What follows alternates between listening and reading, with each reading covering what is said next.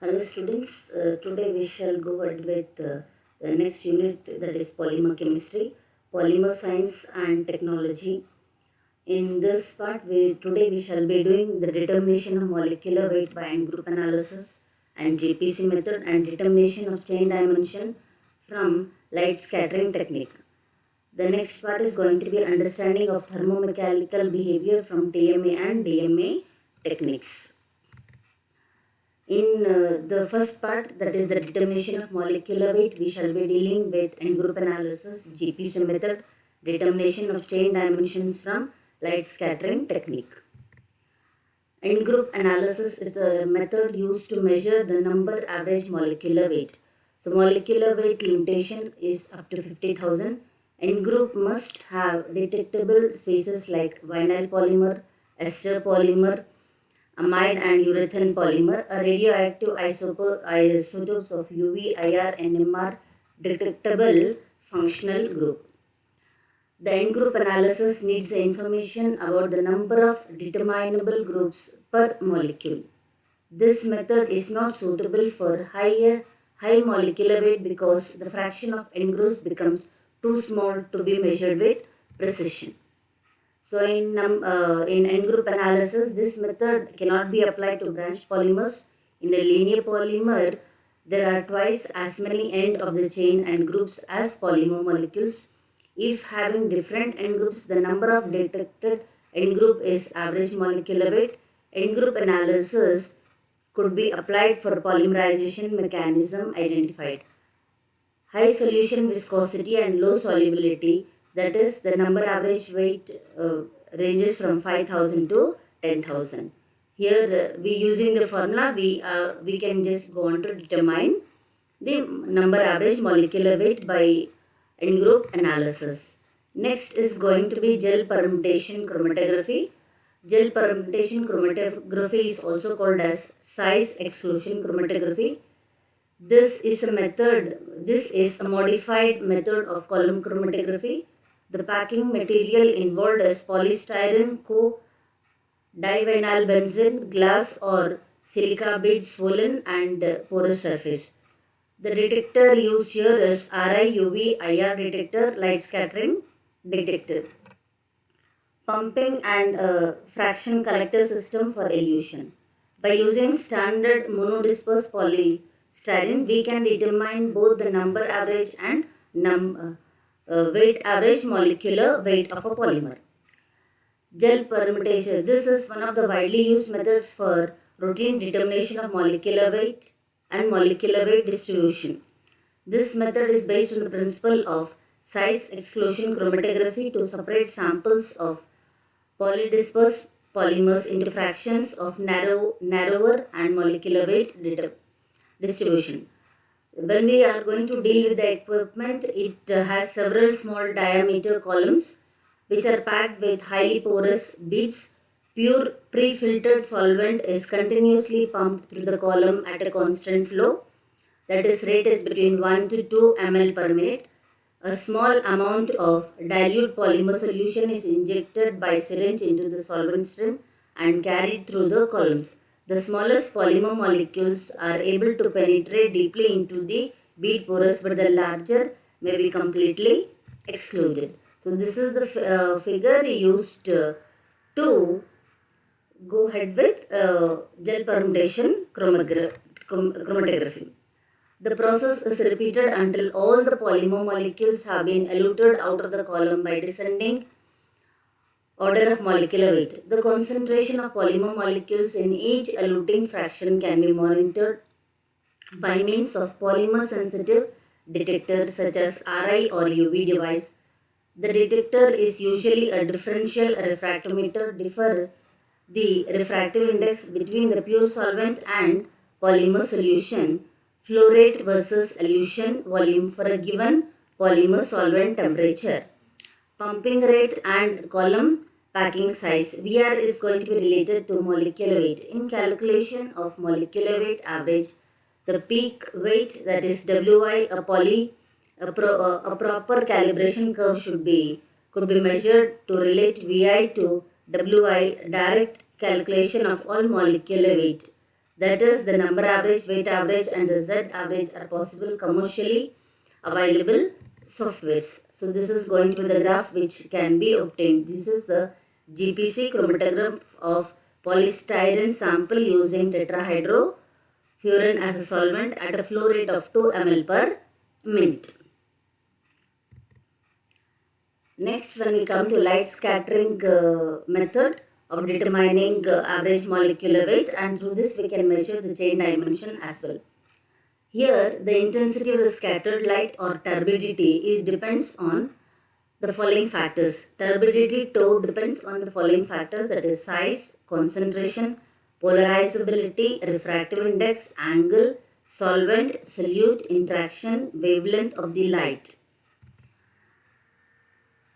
Tau is equal to HCMW. Then H is going to be taken as a constant, which includes 32 pi by 3 n naught square dn by dc lambda to the power of 4 n naught. Here C stands for concentration, n naught for refractive index of the solvent, lambda the wavelength of the incident light, n naught is the average number, dn by dc is the specific refractive increment, p theta is the function of the angle theta, A2 is the second viral coefficient, and the Zim plot is going to be given. So in light scattering, the light source, that is high pressure mercury lamp and laser light, limitation of molecular weight is going to be from 104 to 107. So this is going to be the diagram through which we are going to detect the chain dimension and molecular weight by light scattering method. Before going for the thermal analysis, let us know about what are the distinction between a thermosetting and a thermoplastic, and the mechanical behavior upon heating these thermosetting and thermoplastic polymers. In thermosets, thermoset become permanently hard upon heating, do not soften upon subsequent heating, whereas in thermoplastic, they softens upon heating, harden upon cooling. It is reversible, fabricated by applying heat and pressure. In thermosetting, the covalent cross-link form and the link adjacent molecular chains. Chains are anchored, no vibrational, no rotational chain motion. 10 to 15% of chain per units are cross-linked. Whereas in thermoplastic, a secondary bonds break due to molecular motion. So when stress is applied, adjacent chains move. In thermosetting, thermoset polymers are harder, stronger and brittle, whereas thermoplastic are soft and ductile. Thermosetting are better dimensionally stable. Example is cross-linked and network polymers, vulcanized rubbers, epoxized phenolics and some polyester resins. In thermoplastic, most are linear polymers and polymers with branched structure with flexible chains. Now coming to thermal analysis, before going to thermomechanical analysis and the next DMA technique, let us know actually what is the thermal analysis. It is going to be a group of techniques in which a property of the sample is monitored against time or temperature, while the temperature of the sample is in a specified atmosphere is programmed. Thermal analysis instrument includes the following, that is a detection unit, a temperature control unit. So in detection unit usually consists of a furnace, sample, reference holder, sensor, heat and cool the sample in the furnace and detects the sample temperature and property. In temperature control unit controls the furnace temperature. Data recording unit is going to record the signals of the sensor and sample temperature and analyzes them. Temperature control, data recording and analysis are all computer controlled. The combination of furnace and sensor enables the various types of measurement techniques. This computer can be detected to several instruments which has the other types of measurement techniques, enables the simultaneous measurement and analysis. So this is the figure of thermal analysis, which includes the methods of measuring and the sample properties with the sample temperature is going to be programmed. This is a block diagram of thermal analysis instrument which has got a data processing, temperature control, a furnace 1. Coming to the difference, what do we observe in TMA and DMA techniques? TMA measures the deformation including the thermal expansion, thermal shrinkage, the glass transition and the curing reaction. Though the melting and the crystallization can be measured, there is a case of adhesion of the sample to the probe by melting. DMA measures the changes in molecular motion, molecular structure such as relaxation, crystallization and the curing reaction. It also measures the melting at the earlier stage unit until the melt flow occurs. Coming to the thermal behavior of TMA.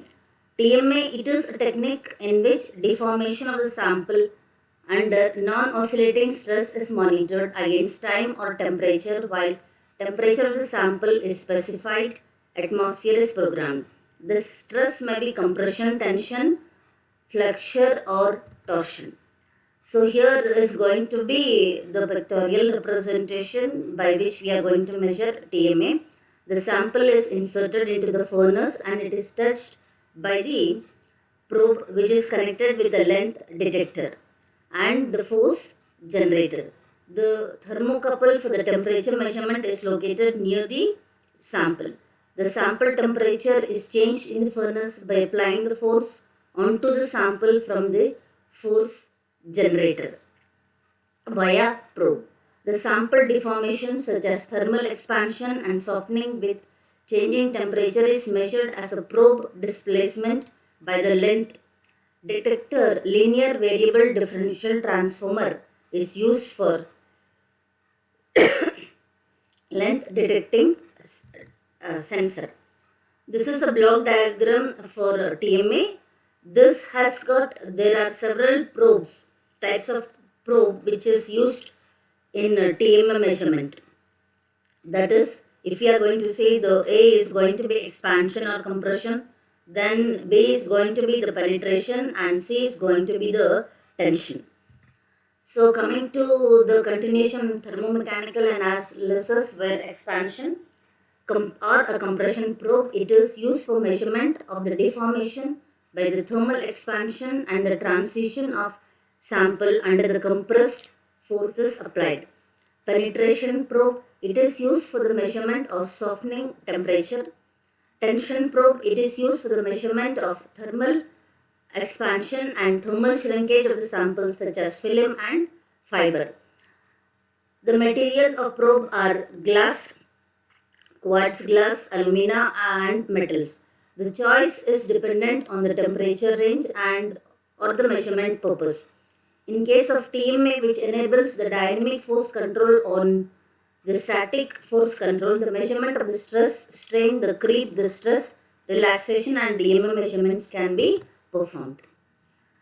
DMA mechanical analysis or dynamic mechanical analysis, a technique in which the sample's kinetic properties are analyzed by measuring the stress or strain that is generated as a result of stress or strain varies oscillate with time as applied to the sample.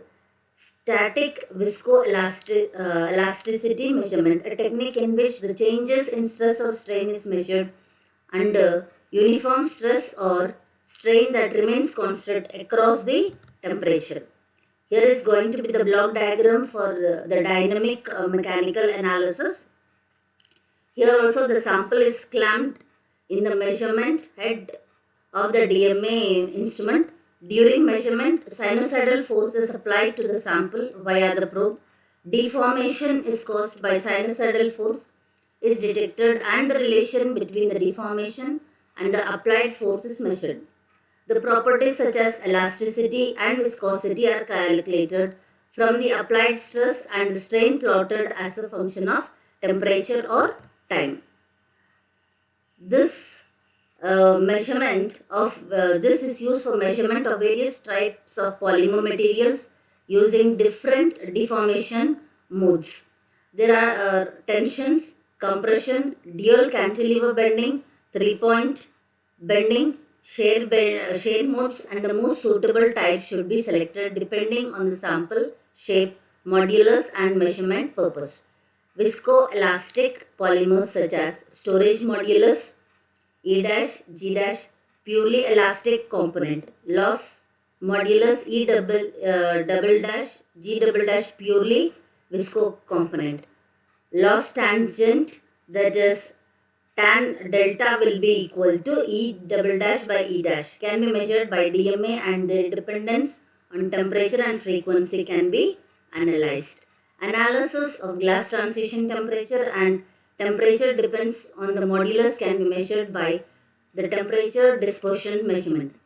By performing simultaneous measurement of temperature dispersions and frequency dispersions, relaxation phenomenon such as glass transition, sidechain relaxation, local mode relaxation can be observed. This approach allows us to obtain information about molecular structure and molecular formation of polymers. Thank you.